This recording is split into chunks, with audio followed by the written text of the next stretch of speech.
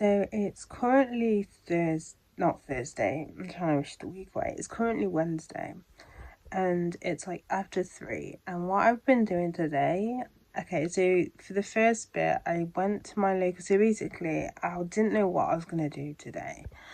Um, I wanted to go. I was thinking of going to Derby Uni to study then, because I went running yesterday. My legs are pretty sore, so I was like, I'm not in a walking mood. So I decided to go to my local library instead to do some studying, which turns out I didn't need to do that much because I'm pretty much like caught up and over caught up, if that makes any sense. So I was only in there for an hour, but I realised it was kind of a bad idea anyway, because it's not like a uni library where the one at Derby Uni have different like levels of quietness. So you've got green, which you can talk as loud as you can, yellow, keep it to whispers, and red, you can't speak whatsoever. It's completely quiet. And obviously my local library is like the staff. I thought I had issues if there were, because sometimes I have schools where they bring the kids and stuff. But today the issue is the staff are very loud, and it's a very small library as well. For me, for concentration, I need it to completely be quiet. I don't even really like direct I even don't really like listening to music. Today I did though, just because the things I didn't need to be in depth, like thinking, if that makes any sense. So it wasn't too bad.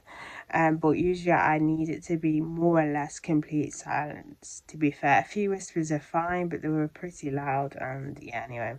Obviously, no disrespect to them, it's just how I need study. I need complete quietness to actually kind of engage my head. So there's that. But I didn't need to do that much. I was only in there for an hour, so there's that. But after that, I've spent most of the day in bed. And I've just realised now that's something probably I shouldn't be doing. So I thought, you know what, if I do a vlog, then it's gonna force myself out of the bed and to do different things. Even though this vlog may be pretty boring, it's just gonna get me out of the bed, if that makes any sense, because probably not healthy for me. So yeah, so this is going to be like kind of like an afternoon kind of vlog kind of thing. So yeah. So on the topic of studying, I'm going to get this off my chest because I'm kind of annoyed at the situation.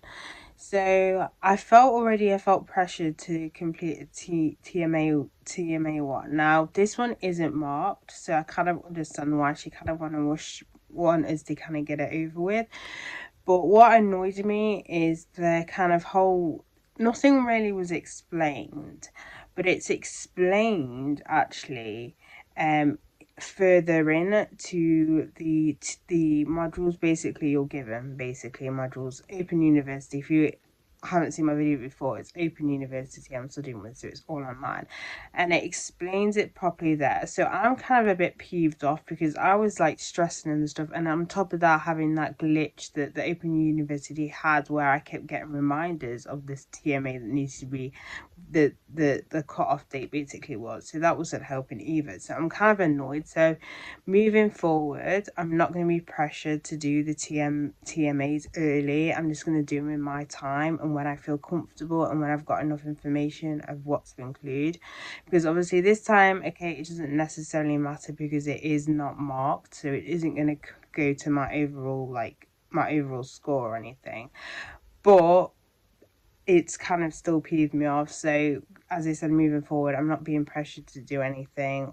Just, go to the tutorials, do the tutorials, and then also look at the, guidance that it gives you, because you get basically you've got a page that lists all the TMAs and what you expect, but then in the training weeks you also get kind of like a little hint onto kind of how to kind of word it and stuff like that. So I'm not getting pressured again because, yeah, I know it wasn't marks and the fact that I was getting pressured over it, but that's how I work. That's how my brain works. I get pressured very easily, stress very easily, should I say.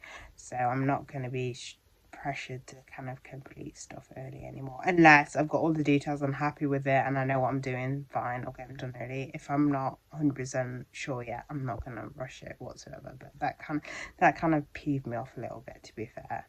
So recently I've been really enjoying like painting my own kind of jewelry boxes. I don't think I've mentioned this in a video before. And this one is just like a simple, and to be fair, that one's simple as well. But you can get these, I don't know if you guys have heard of the Works, but the Works are basically like, they do books, but they do crafty stuff as well, and they sell like toys and games and stuff like that. And they're not so known for their books, to be fair, and more of their like craft section, but they always have stuff that you can literally just paint on, like boxes, all sorts of stuff basically, as well as canvases. And I remember I picked this one up and I quite enjoyed it, and then I did this one. But yeah, so this one is just like a paint pour really, which I really like this one because it's metallic. It's not currently got nothing in it because I'm wearing the necklace. But yeah, so I was like, you know what, it's a fun, obviously I may get one of like a bigger one and then put quite a few in there. I'm not 100% sure, but yeah, I really like painting them.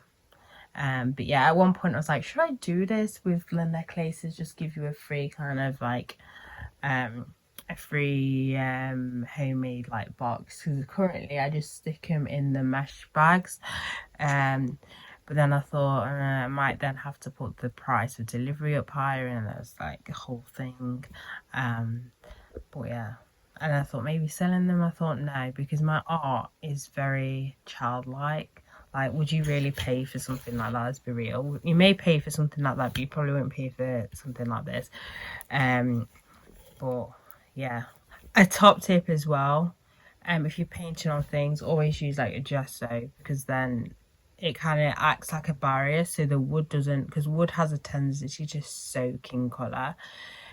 So if you put like a gesso on it,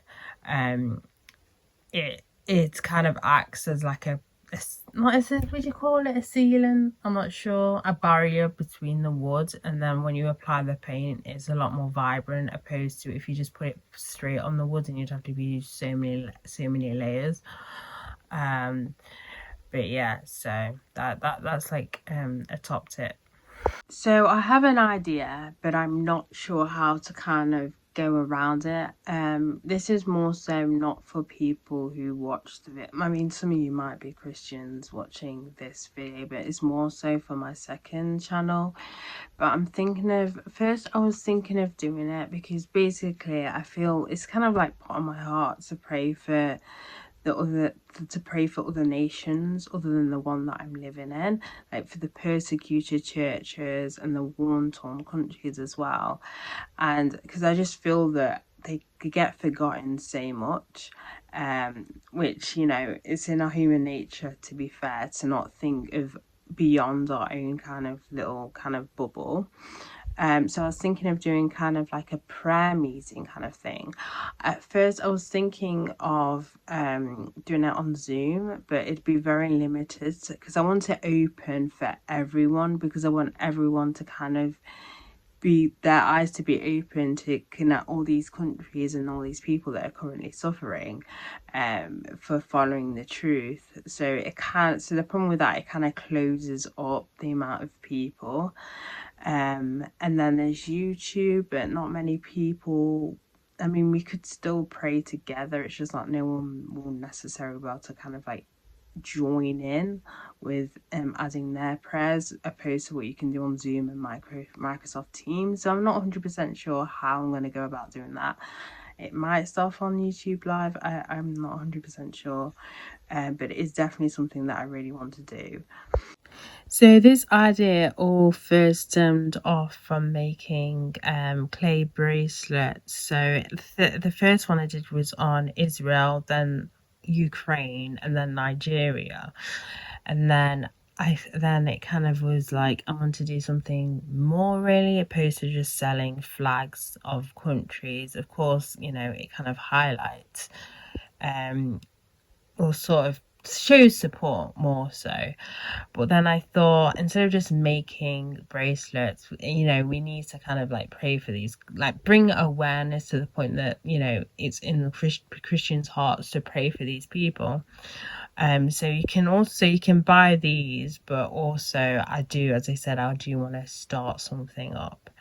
And then after that, I then made one for Yemen and then for Pakistan. So yeah, but the idea came from making bracelets and then actually wanting to do more that would actually kind of make more of an impact. And I thought, you know what, a prayer group, a prayer meeting, that sort of thing, either bi-weekly or once a month, is something that I definitely want to do. And then here is some recent crafts. This one, literally, I love autumn so much that I decided to do like a collage with some actual leaves, which is cool. All I used was like clear glue. So I put clear glue at the bottom and clear glue on the top of them as well to help kind of preserve the colour and stuff. So there's that. And it literally smells of the outdoors. And then this one here, I saw this jar that works. I was like, what can I do with it? So I added purple tissue paper because I have loads of tissue paper left. I don't know if I've ever showed you the tissue paper flowers I made. Anyway, and I chucked in some gold and silver beads, which I don't tend to use as often. And it's basically supposed to represent like the royal Jesus and the king and everything. And I'm very imaginative. Obviously purple representing that like royalty kind of color, and then the gold and silver and everything. So yeah, so any normal person will look at this and think, oh, okay. They won't know the meaning behind it, but that's kind of most of my artwork will have like subtle hints. Other than this one, but will sometimes have subtle hints of Christianity, which most people won't understand other than me. But So these are a different type of beads which I've never used before, which they feel like wood, so I'm going to assume they're wood. So I picked 2 of these colours because I'm hoping this will be enough for a necklace for a project I'm doing for myself. And I just really love the colour of this one.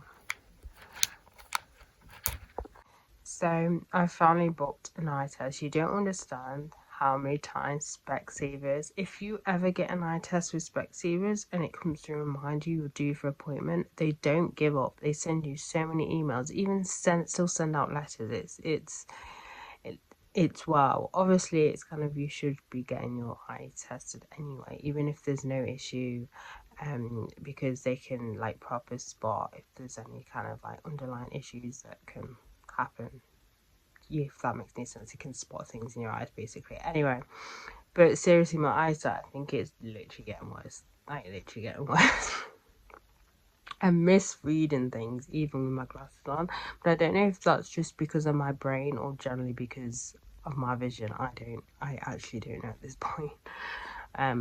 But yeah, I'm getting that done on Sunday. It's just so pricey because, oh my days, Specsavers know how to upsell. They know how to upsell. So basically, if you buy designer glasses, they're like buy one get one free. Yeah, but on my days, the upsell they give you for to make, if you want to make your lenses thinner.